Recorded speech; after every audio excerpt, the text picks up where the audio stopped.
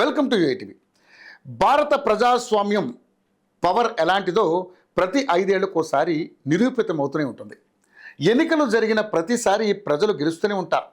రాజకీయ పార్టీల గెలుపోటముల్ని నిర్దేశించేది ప్రజలే. ఎవరు గెలిచినా ఎవరు ఓడినా ప్రజలే శాసిస్తారు. అందుకే మా గెలుపు ప్రజల విజయం అని పార్టీలు అంటుంటాయి. మా ఓటమి కూడా ప్రజలే కారణం అంటూ కూడా వినమ్రంగా స్వీకరిస్తామని ఓడిపోయిన పార్టీలు కూడా అంటుంటాయి. కానీ కొన్ని తీర్పులు చరిత్రలో నిలిచిపోతాయి.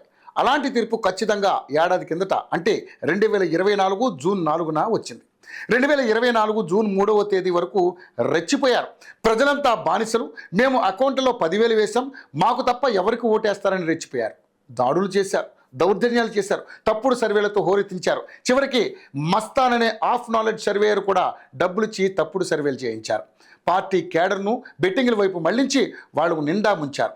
ఎంతగా అంటే ఏ కోణంలో చూసినా కనీసం ప్రతిపక్ష నేత హోదా రానంతగా ఓడించారు. 151 సీట్ల నుంచి 11 సీట్లకు పడిపోయారు. జిల్లాలు తుడిచిపెట్టుకుపోయారు. అధికార పార్టీకి మెజార్టీలు ఎక్కడా ఒక్కో నియోజకవర్గంలో 50,000కు తగ్గనంత ఫలితం. ప్రజాగ్రహంతో అధికార పార్టీని తగలబెట్టేశారని కౌంటింగ్ ప్రారంభించిన గంటసేపటికే తేలిపోయింది. ప్రజల్ని తక్కువ అంచనా వేసేవారికి ఇదే శిక్ష. ప్రజాస్వామ్యంలో మేము తోపులోని ఎవరైనా అనుకుంటే అంతకంటే అతిశయోక్తి ఉండదు. ఇతర ఆటల్లో గ్రౌండ్లో కృషి చేస్తే పథకాలు సాధిస్తారేమో, కానీ ప్రజాస్వామ్యంలో మాత్రం ఎవరు గెలుపుని ఎవరి ఓటమినైనా ప్రజలే డిసైడ్ చేస్తారు. అందుకే ఎప్పుడు విజేతలు ప్రజలే. దాన్ని పట్టించుకోకుండా ప్రజాస్వామ్యాన్ని తక్కువ అంచనా వేస్తే పాతాళానికి పడిపోతారు. ప్రజల్ని బేస్ చేసుకుని రాజకీయాలు చేసే వారికి ప్రాధాన్యం ఉంటుంది. కూటమి పార్టీలు అదే చేశాయి. కూటమికి పథకాల కోసం ప్రజలు ఓట్లు వేయలేదు, ఆ అరాచక పాలన నుంచి కాపాడమని వేశారు. ఆ విషయం అందరికీ తెలుసు. తెలియనట్లుగా నటించే వారికి తెలుసు.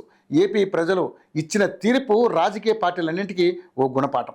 అధికారం వచ్చింది కదా అని రెచ్చిపోకూడదు. దాడులు, దౌర్జన్యాలు, బూతులు అనేవి ఉండకూడదు. ప్రజల్ని గౌరవించాలి. నమ్మి అధికారం ఇచ్చిన ప్రజల్ని వంచకూడదు. ప్రజలు ఇచ్చిన తీర్పుతో మరోసారి ఏపీ కింగ్ మేకర్ అయింది. ఏపీ ప్రయోజనాలు ఇప్పుడు నెరవేరుతున్నాయి.